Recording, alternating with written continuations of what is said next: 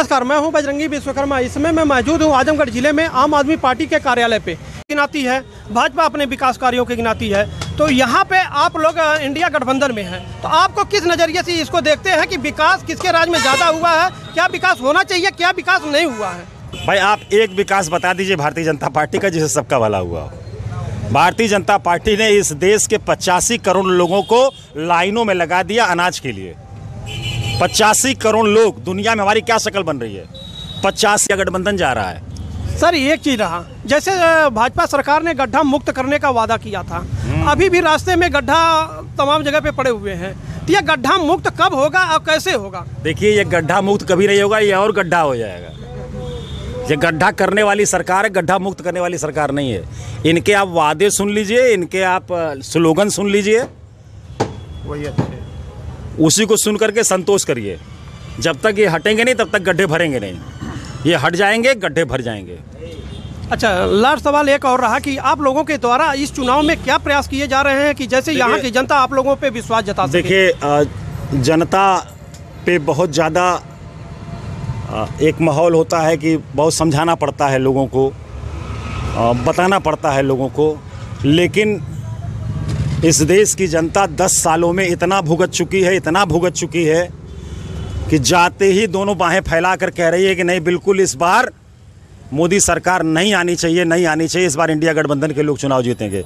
इसलिए बहुत ही कम मेहनत में इस जागरूक जनता, मैं आपसे पहले बताया कि जागरूक जनता भारतीय जनता पार्टी से लड़ रही है और वो हिसाब मांग रहे हैं इन लोगों से कि तुमने हमारी नौकरी को 4 साल की कर दिया, उसको अग्निवीर नाम दे दिया। क्या नाम दे दिया? अग्निवीर नाम दे दिया। और 4 साल में लात मार के बाहर कर दोगे। 73 साल की तुम्हारी उम्र है, तुम कह रहे हो हम तिबारा प्रधानमंत्री बना दो हमको। 73 साल का बुढ़ा इस देश का प्रधानमंत्री तिबारा बनने के लिए अपील कर रहा है, और हमारा 22 साल का, 18 साल का, 20 साल का नौजवान 4 साल की नौकरी पर संतोष करेगा? तो जनता जाग चुकी है और इंडिया गठबंधन की सरकार, मुझे पूरी उम्मीद है कि बहुत ही अच्छे मतों से, बहुत ही अच्छी संख्या में ये हमारे एमपीज जीत करके जाएंगे और चुनाव जीतेंगे। जी सर, बहुत बहुत धन्यवाद। बहुत बहुत धन्यवाद। आज हम आजमगढ़ आम आदमी पार्टी के कार्यालय पे थे, यहाँ पे सम्मानित लोगों से मैं बात किया। अगली कड़ी में फिर आप लोगों से रूबरू होता हूँ, तब तक लिए धन्यवाद। कुछ बचा नहीं है, सब कुछ खतरे में है। अच्छा, अभी आप लोगों के द्वारा एक सवाल उठाया जा रहा है वैक्सीनेशन के लेके। वैक्सीनेशन में ऐसा क्या आप लोगों को लग रहा है कि जैसे लोग कह रहे हैं कि हार्ट अटैक से मर जा रहे हैं, ऐसा क्या है? आप हम बड़ा परेशान है 2-4 दिनों से। हम भी ये जानना चाहते हैं कि वो बूस्टर डोज मोदी जी ने लगवाया कि नहीं लगवाया। मेरे कुछ भाई लोग कचहरी में कह रहे थे कि नहीं साहब वो लगवाया नहीं, वो दूर से सुई ऐसे दूर से खिंचवा लिया। जरा इसको पता करके बताइए कि बूस्टर डोज मोदी जी को लगा है कि नहीं लगा है। अगर मोदी जी को लगा है बूस्टर डोज तो ये बड़े सुकून की बात है। आज हमारे देश का 20-22 साल का युवा काम करते करते तड़ाक से गिर रहा है और प्राण उसके उड़ जा रहे हैं। कक्षा 4 पास राजा की उपाधि दिया था अरविंद केजरीवाल जी ने, आज बाहर आए हैं, जिनकी खुशी में हम लोग यहाँ पे रुके हुए हैं। कक्षा 4 पास राजा, जिसको तानाशाह बनने का शौक है, उसे ये पता ही नहीं है कि ये क्या है, या तो खूब अच्छी तरह पता है कि ये क्या है। वो जो इलेक्टोरल बॉन्ड सुप्रीम कोर्ट ने पकड़ा, जिस पे रोक लगाई, उस इलेक्टोरल बॉन्ड से निकल करके ये बात सामने आई कि कोविशील्ड बनाने वाली कंपनी ने मोदी जी को चंदे के रूप में घूस के तौर पर 52 करोड़ रुपया दिया था, और सारी सरकारी संस्थाओं को एक तरफ धक्का देकर के मोदी जी ने उस प्राइवेट कंपनी की सुई पूरे देश में लगवा दिया। और लगवा कैसे दिया? जो बेचारे अनाज के लिए लाइन में लगे थे ना, उनसे कहा कि अगर नहीं लगवाओगे तो अनाज नहीं मिलेगा। ऐसे ऐसे कह के लगवाया।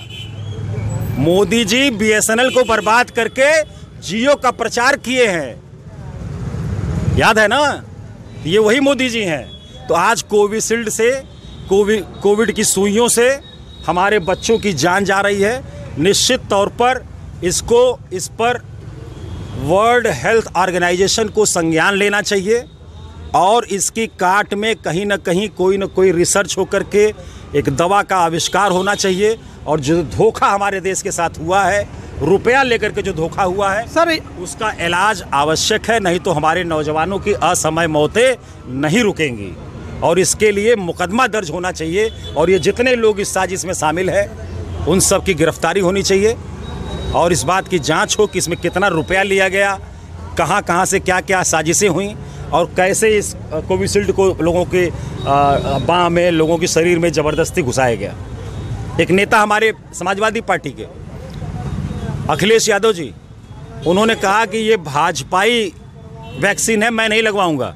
आप सारे पत्रकार बंधु, सारे टेलीविज़न के लोग उनके पीछे पड़ गए थे, उनको देशद्रोही बताने लगे थे उस समय। बोल भाई, बता रहे थे नहीं बता रहे थे? सब बता रहे थे कि देशद्रोही हैं ये उस सुई को भाजपा की सुई बता रहे हैं। आज बताओ, जो लोग लगवा लिए वे तो बेचारे सदमे में हैं, जो लगवा लिए वो तो सदमे में है कोविशील्ड लगवा करके। तो कभी कभी लोगों की बात माननी चाहिए, विपक्षियों की बात भी माननी चाहिए।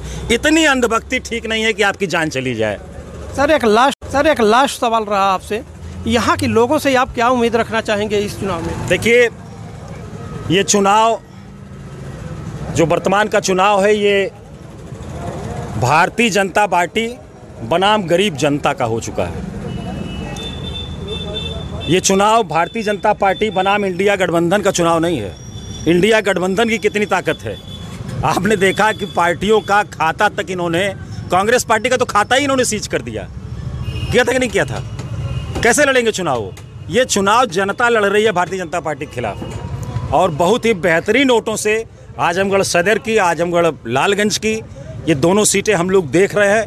बहुत ही बम्पर वोटों से ये सीटें निकलेंगी और बाकी मैं चूँकि पूर्वांचल तक का मेरा कार्यक्षेत्र है तो मैं अपने मऊ, गाज़ीपुर, बलिया, देवरिया, कुशीनगर, महाराजगंज, अंबेडकर नगर, ये सारी जगहों पर जो सर्वेज आ रहे हैं उनसे लग रहा है कि इंडिया गठबंधन के प्रत्याशी भारी अंतर से चुनाव जीत रहे हैं। तो जो 400 पार ये लगाए थे ना, जो बंद कर दिए हैं, ये जान गए हैं कि 400 पार तो इंडिया गठबंधन जा रहा है।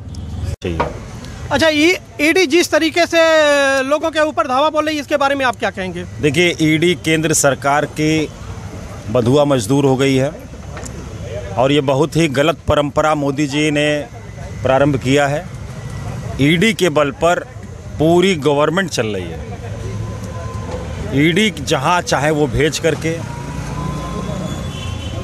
जितना बड़ा भ्रष्टाचारी हो उसे अपने पास बुला करके ईडी के मार्फत पूरा संचालन जिस तरह से केंद्र सरकार कर रही है, यह बहुत ही निंदनीय है, बहुत अशोभनीय है।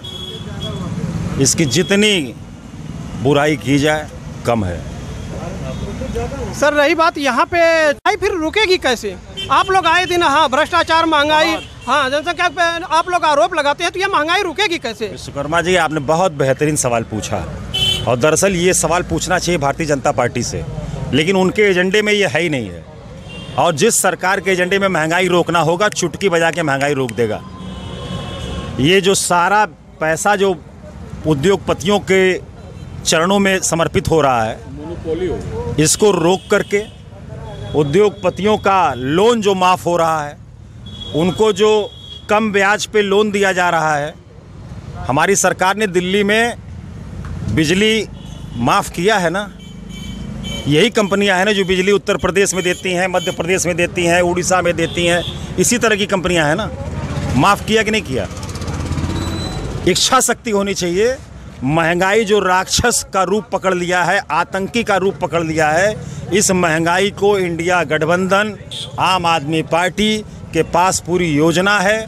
यह महंगाई ख़त्म होगी और इन भ्रष्टाचारी उद्योगपतियों को और इन भ्रष्ट नेताओं के खिलाफ मुकदमे कायम करके इन्होंने जो लोन माफ़ किया है उस लोन की रिकवरी करके और भारत सरकार पे जो 150 लाख करोड़ का लोन चल रहा है उस लोन की भरपाई करके महंगाई पर आराम से कंट्रोल किया जा सकता है। लेकिन ये काम अरविंद केजरीवाल के नेतृत्व में और इंडिया गठबंधन के नेताओं के नेतृत्व में ही हो पाएगा, वरना इनके नेतृत्व में तो मैं आपसे बताया कि महंगाई बिल्कुल आतंकी की शक्ल धारण कर चुकी है, बेरोजगारी बिल्कुल आतंकी की शक्ल धारण कर चुकी है। सर यहाँ पे एक सवाल और उठता है, जैसे सपा अपने विकास कार्यों को गिनाती है, भाजपा अपने विकास कार्यों को गिनाती है, तो यहाँ पे आप लोग इंडिया गठबंधन में हैं, तो आपको किस नज़रिए से इसको देखते हैं कि विकास किसके राज में ज़्यादा हुआ है, क्या विकास होना चाहिए, क्या विकास नहीं हुआ है? भाई आप एक विकास बता दीजिए भारतीय जनता पार्टी का जिससे सबका भला हुआ हो। भारतीय जनता पार्टी ने इस देश के 85 करोड़ लोगों को लाइनों में लगा दिया अनाज के लिए। 85 करोड़ लोग, दुनिया में हमारी क्या शक्ल बन रही है? 50 सवाल रहा आपसे, यहाँ के लोगों से आप क्या उम्मीद रखना चाहेंगे इस चुनाव में? देखिए, ये चुनाव जो वर्तमान का चुनाव है, ये भारतीय जनता पार्टी बनाम गरीब जनता का हो चुका है। ये चुनाव भारतीय जनता पार्टी बनाम इंडिया गठबंधन का चुनाव नहीं है। इंडिया गठबंधन की कितनी ताकत है आपने देखा कि पार्टियों का खाता तक इन्होंने, कांग्रेस पार्टी का तो खाता ही इन्होंने सीज कर दिया। किया था कि नहीं किया था? कैसे लड़ेंगे चुनाव? ये चुनाव जनता लड़ रही है भारतीय जनता पार्टी के खिलाफ, और बहुत ही बेहतरीन वोटों से आजमगढ़ सदर की, आजमगढ़ लालगंज की, ये दोनों सीटें हम लोग देख रहे हैं। बहुत ही बम्पर वोटों से ये सीटें निकलेंगी। और बाकी मैं चूँकि पूर्वांचल तक का मेरा कार्यक्षेत्र है, तो मैं अपने मऊ, गाज़ीपुर, बलिया, देवरिया, कुशीनगर, महाराजगंज, अंबेडकर नगर, ये सारी जगहों पर जो सर्वेज आ रहे हैं, उनसे लग रहा है कि इंडिया गठबंधन के प्रत्याशी भारी अंतर से चुनाव जीत रहे हैं। तो जो 400 पार ये लगाए थे ना, जो ये बंद कर दिए हैं, ये जान गए हैं कि 400 पार तो इंडिया गठबंधन जा रहा है। सर एक चीज़ रहा, जैसे भाजपा सरकार ने गड्ढा मुक्त करने का वादा किया था,